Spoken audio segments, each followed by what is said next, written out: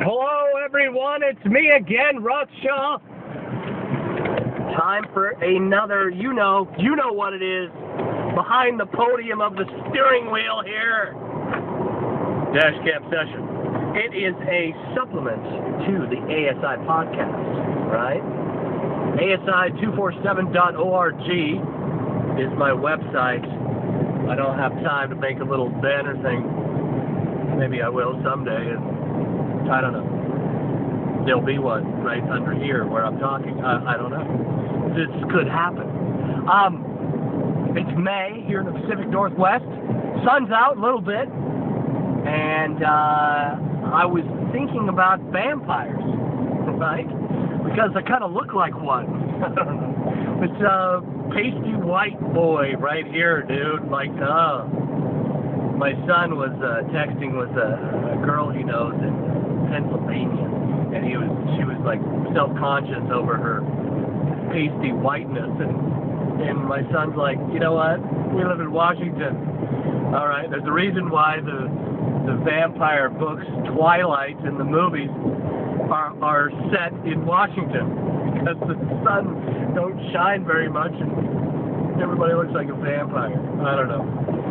But it had me thinking about, there was a lecture by a guy named David Powlison, who I love.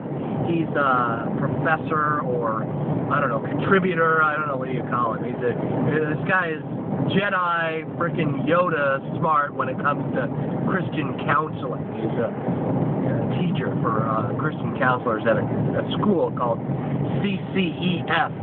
And he was talking about two things that counselors can get into that can totally destroy their counseling practice. You know, whether they're in a church or counseling on their own, you know, what causes failures in this area. And a big part of it was sexual integrity issues. You know, there's a lot of people that guys counseling girls or whatever that it turns out, you know, they end up sleeping with their. I mean, this happens more often than you'd like to admit. But one of the things he said, the two things he said to counter that when somebody asked this question was, you know, again, it's spiritually, like I talked about in the last session, spiritually realizing where you're grounded and founded on, right? What's your foundation? And then bringing that up to the surface, like that's your principle. But on the surface, the methods or the fundamentals of your life, right, the basic, you know, day-to-day, one day at a time workings of your life, what is your attitude towards other people, you know? Well, that's one. One of them was not being a hypocrite, which I talk a lot about, you know.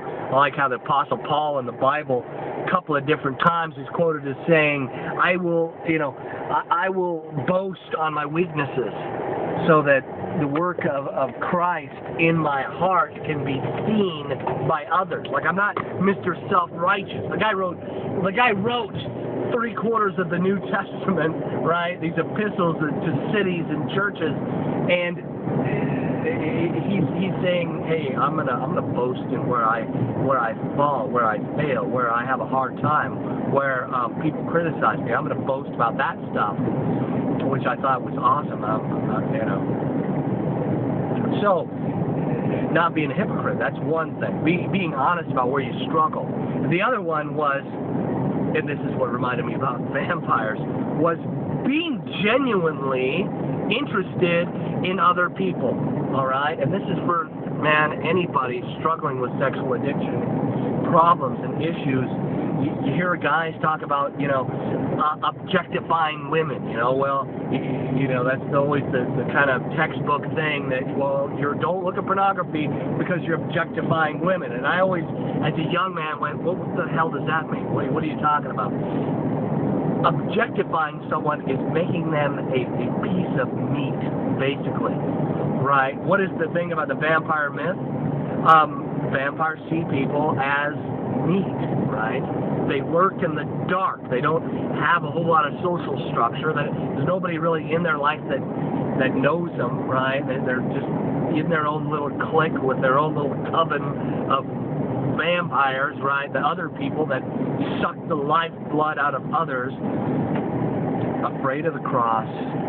They don't give life, but suck it out of people. Okay? Being a vampire is something to turn from. Okay? To be repented of. And that's my question. Do you genuinely care about other people? Later.